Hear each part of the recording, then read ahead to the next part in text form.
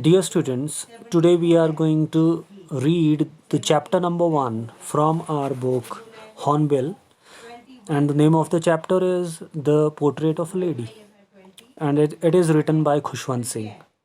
Now, the portrait here means description in words. This is very important to understand that this is actually written by Khushwant Singh, and the portrait of a lady in this chapter, the lady is Khushwant Singh's grandmother.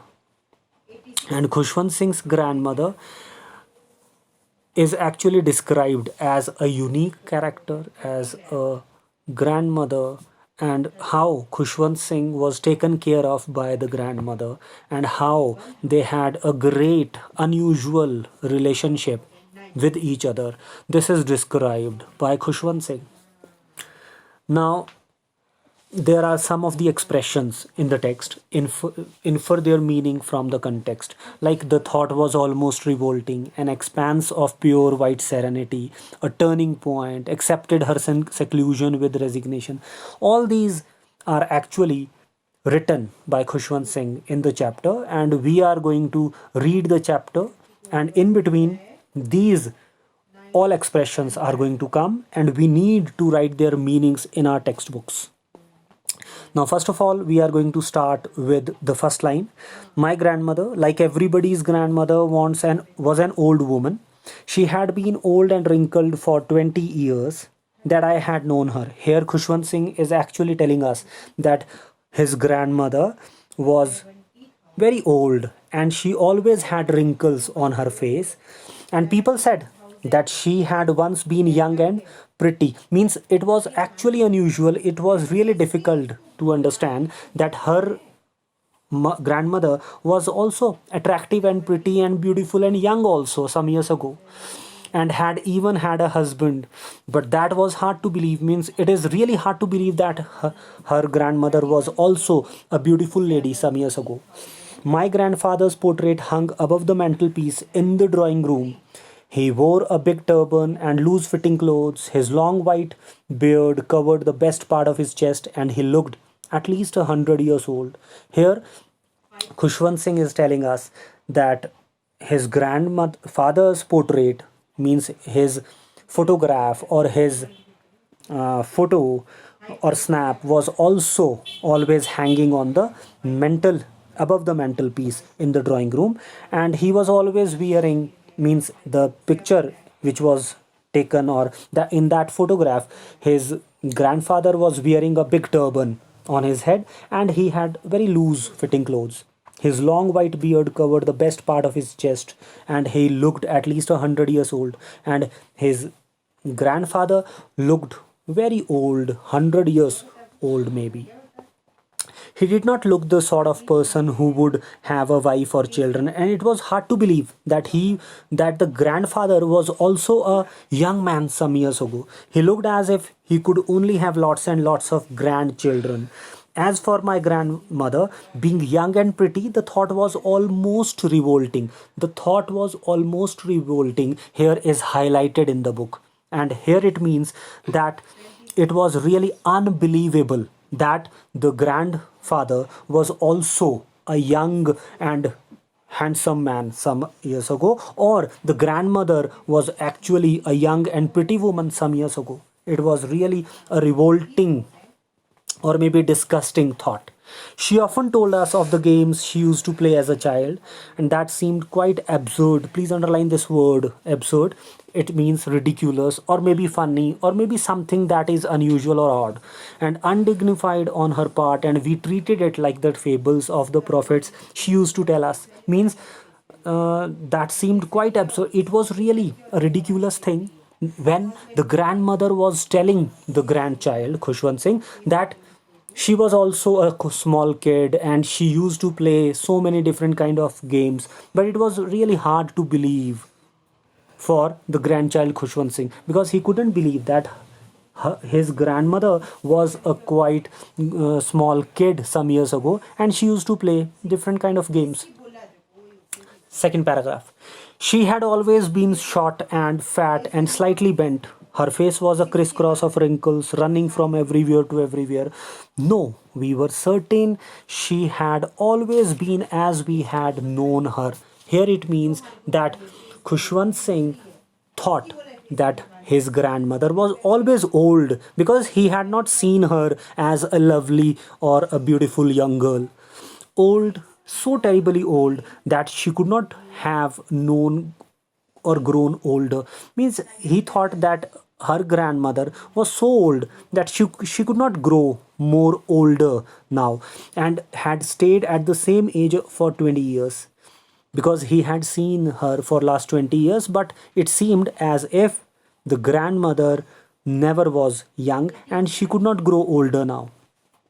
She could never have been pretty. She was always beautiful. She hobbled about the house in spotless white with one hand resting on her waist to balance her stoop and the other telling the beads of her rosary. Please underline this word hobbled about here. About here means walked like a lame person. So he actually was able to see that his grandmother was really pretty. She was beautiful.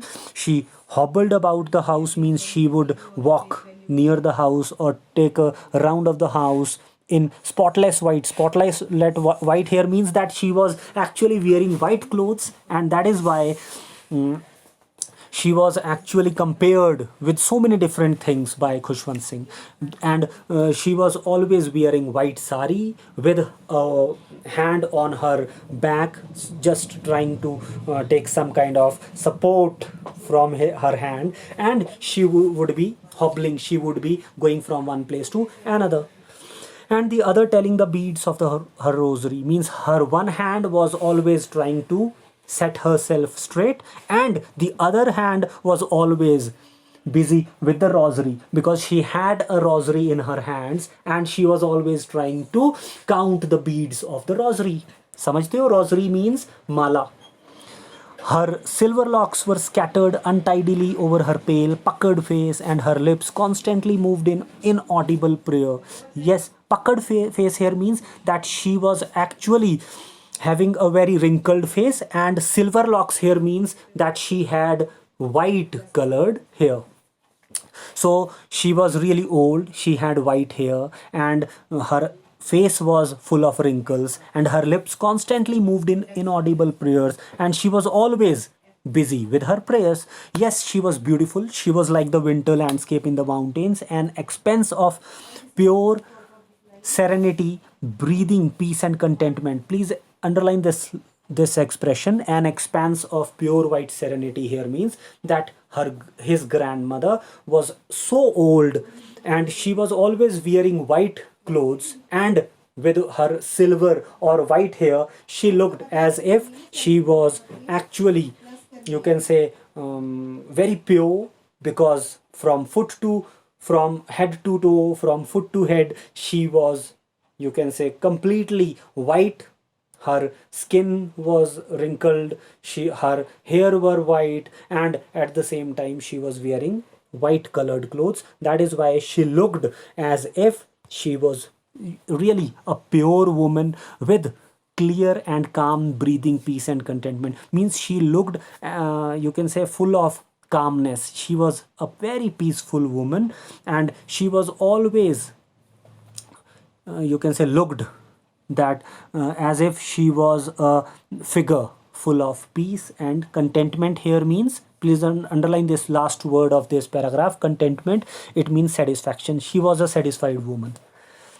Next paragraph. My grandmother and I were good friends. My parents let me with her when they went to live in the city, and we were constantly together. She used to wake me up in the morning and get me ready for school. Now here they both are actually having a very good, unusual relationship with each other, and Khushwant Singh was actually left with his grandmother, and they used to live in the village, whereas the mother and father, they went to city. So always she was actually woke by the grandmother. The grandmother was actually getting him ready for the school in the morning, and she said her morning prayer in a monotonous sing song. Here, monotonous means in a very dull way, in a very uninteresting way. She used to sing a lot of songs for him in the morning, and she bathed and dressed me in the hope. Means he was actually getting bath, or maybe he was being bathed by the grandmother, and he was also dressed by the grandmother, that I would listen and get to know it by heart. And she was always trying to, you can say, sing a lot of songs for him, because she thought that maybe because of all these songs, he would be able to learn a lot of things, and he would be able to learn all these songs because she would be singing them every day, and by heart they would be learnt by the child. I listened because I loved her voice but never bothered to learn it. But Khushwant Singh was very naughty, and he was never trying to listen to the songs or to the bhajans which were actually which were sung by this lady, and he was not interested, he was not bothered. Then she would fetch him wooden slate with which she had already washed and plastered with yellow chalk, a tiny earthen ink pot and a red pen, tie them all in a bundle and hand it to me. After breakfast of a stale chapati with a little butter and sugar spread on it, we went to school. She carried several stale chapatis with her for the village dog. After that, she would give him the breakfast, and the breakfast was generally prepared by the grandmother, and this breakfast was stale chapati, means not a fresh one. And with that stale chapati she would put some butter, then some sugar, and then mix it and then make it to a roll, and then it was given as a breakfast to the child every day, and he would go to school. She carried several stale chapatis, and not only she was giving stale chapati to the child, to the grandson, but every day she would take a lot of stale chapatis with her, and she would feed the street dogs also. Next paragraph. My grandmother always went to school with me because the school was attached to the temple. The priest taught us the alphabet and the morning prayer, while the children sat in the rows on either side of the veranda, singing the alphabet or the prayer in a chorus. My grandmother sat inside reading the scriptures. When we had both finished, we would walk back together. Means grandmother, why she was always going with the grandchild to the school? Because she knew that there was a temple attached to the school, and she was interested in reading scriptures or doing her morning prayers. So while the children would be learning something in the school, and she would sit inside the temple or near the temple, and she would be singing her prayers, or maybe she would be reading some scriptures. Scriptures here means there are some holy books which would be read by the grandmother, like Mahabharata or Ramayana or Gita or something like that. When we had both finished, we would walk back together. So after finishing the work of the school by the, you can say, by the child, and she would have done her prayers, both of them, they would come back together. This time the village dogs would meet us at the temple door, and they followed us to our home, growling and fighting with each other for the chapatis we threw to them. And after that, both grandmother and the grandchild Khushwant Singh, they would come back home, and they would be followed by the street dogs, because they knew that they would be fed by the grandmother now, and that is why they would be growling and fighting with each other for the chapatis which would be thrown to them by the grandmother. Next paragraph. When my parents were comfortably settled in the city, they sent for us. What is the meaning of this line? They sent for us means because his parents, they got settled in the city, so they actually sent a message. They summoned the grandmother and the grandchild Khushwant Singh to the city. That was a turning point in our relationship. Means this was actually a very, you can say, important point, important significant phase in their lives. Why? Because now they had to move to the city. Although we shared the same room, my grandmother no longer came to me school with me. Now this is very important, that although they actually moved to the city, but they were sharing the same room. They still had that relationship, they still had that connectivity with each other, and they were sharing, they were living in the same room, even though they actually shifted to the city to live with the parents.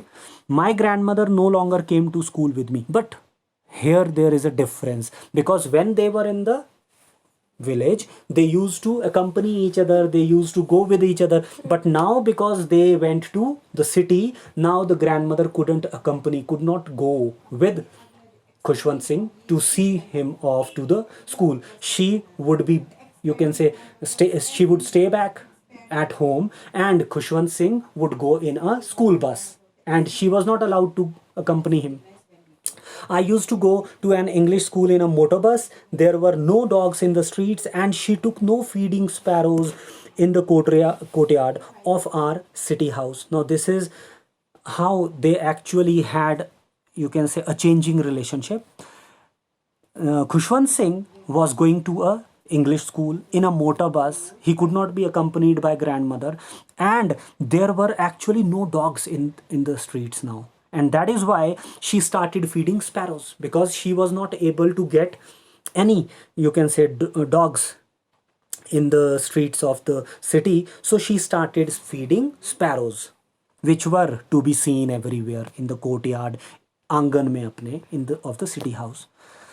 As the years rolled by, as the years pass, we saw less of each other. Means they actually were not able to meet each other. For some time, she continued to wake me up and get me ready for school. When I came back, she would ask me what the teacher had taught me. Means when he would come back home from the school, so she would ask a lot of questions, that what kind of things were taught to him by the school teachers. I would tell her English words and little things of Western science and learning, the law of gravity, Archimedes' principle, the world being round, etc. Means he would tell the grandmother that a lot of things like related to science, and so many experimentations, or maybe so many laws are being taught to them in the school. This made her unhappy. Means after knowing that all such science and scientific subjects are being taught in the school, she would become very sad and unhappy. She was not happy the way they were being taught in the school, and she was not happy with the subjects which were taught in the school. So she could not help me with my lessons. And why she was not happy? Maybe one of the reason is that she was not able to help the grandchild, because she did not know anything about science or English as a subject. She did not believe in things they taught at the school, and was distressed that there was no teaching about God and the scripture. She was very unhappy. Here, the word distressed means that she was really sad to know that only English language was being taught, or maybe scientific things are being taught in the school, and nothing about God and scriptures, or no holy book was being taught in the school. One day I announced that we were being given music lessons. She was very disturbed. Now, after knowing this, that they were being taught music in the school, she became very unhappy, very sad, very, you can say, uncontented. Why? Because to her, music had lewd associations. Please underline this word lewd here. Lewd here means indecent, means that music for the grandmother was actually a very decent thing, because it was the monopoly of harlots and beggars, and not meant for gentlefolk. According to grandmother, the music was to be learnt and was to be enjoyed by beggars and indecent people, and not meant for gentlefolk. The good people, the gentlemen, they should not learn music, because they should not have any relationship with it. She had nothing but her silence and meant disapproval, and she rarely talked to me after that. And she was always very unhappy, and she did not want to talk to Khushwant Singh after being, you can say, told about all such things which were being taught in the school. So, this is the end for today's topic. We will continue to read this chapter tomorrow. Thank you very much.